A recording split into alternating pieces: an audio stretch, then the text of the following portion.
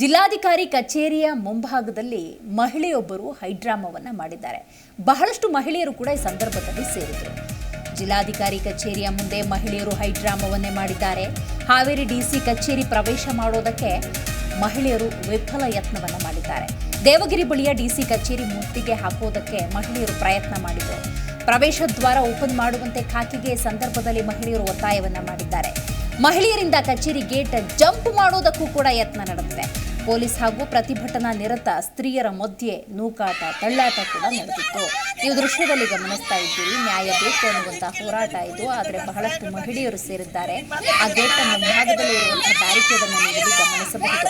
50ಕ್ಕೂ ಹೆಚ್ಚು ಮಹಿಳೆಯರು ಡಿಸಿ ಕಚೇರಿಯ ಮುಂಭಾಗದಲ್ಲೇ ಇದ್ದಾರೆ, ಹೋರಾಟವನ್ನು ನಡೆಸ್ತಾ ಇದ್ದಾರೆ. ನಮಗೆ ನ್ಯಾಯ ಬೇಕು ಅಂತ ಈ ಸಂದರ್ಭದಲ್ಲಿ ಕೂಗಾಟವನ್ನು ನಡೆಸ್ತಾ ಇದ್ದಾರೆ. ನಮಗೆ ನ್ಯಾಯ ಕೊಡಿಸಿ ಅಂತ ಸ್ತ್ರೀಯರು ಹೊರಹಾಕಿರುವಂತಹ ಆಕ್ರೋಶ. ಅಲ್ಲೇ ಇದ್ದಂಥ ಪೊಲೀಸರು ಅವರನ್ನು ಕನ್ವಿನ್ಸ್ ಮಾಡುವಂತಹ ಎಲ್ಲ ಪ್ರಯತ್ನವನ್ನ ಮಾಡಿದ್ರು ಕೂಡ ಅದನ್ನು ಒಪ್ಪುವಂತಹ ಸ್ಥಿತಿಯಲ್ಲಿ ಆ ಮಹಿಳೆಯರು ಇರಲಿಲ್ಲ.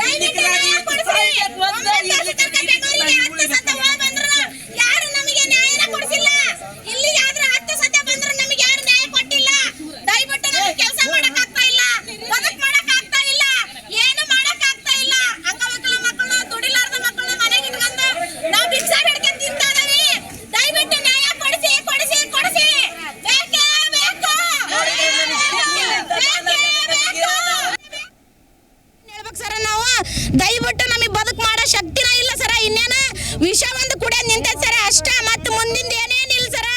ಯಾಕಂತಂದ್ರೆ ನ್ಯಾಯ ಬೇಕು, ನಮಗೆ ನ್ಯಾಯ ದೊರಕಿಸ್ಕೊಡಿ ಸರ.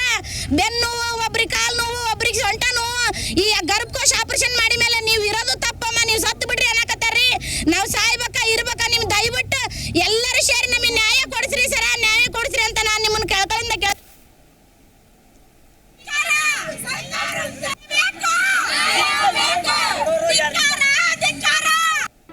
ಜಿ ಕನ್ನಡ ನ್ಯೂಸ್ ಈಗ ನಿಮ್ಮ ಮನೆಯಲ್ಲೇ ನೋಡಿ. ಎಲ್ಲ ಕೇಬಲ್ಗಳಲ್ಲಿ ಈಗ ಲಭ್ಯ.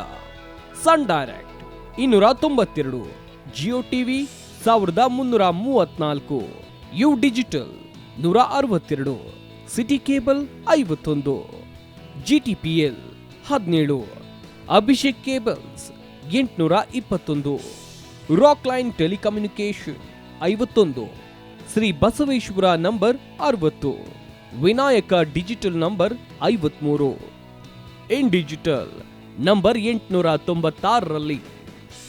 ನಿಮ್ಮಿಸ್ತದ ಜಿ ಕನ್ನಡ ನ್ಯೂಸ್ ನೋಡಿ ಆನಂದಿಸಿ.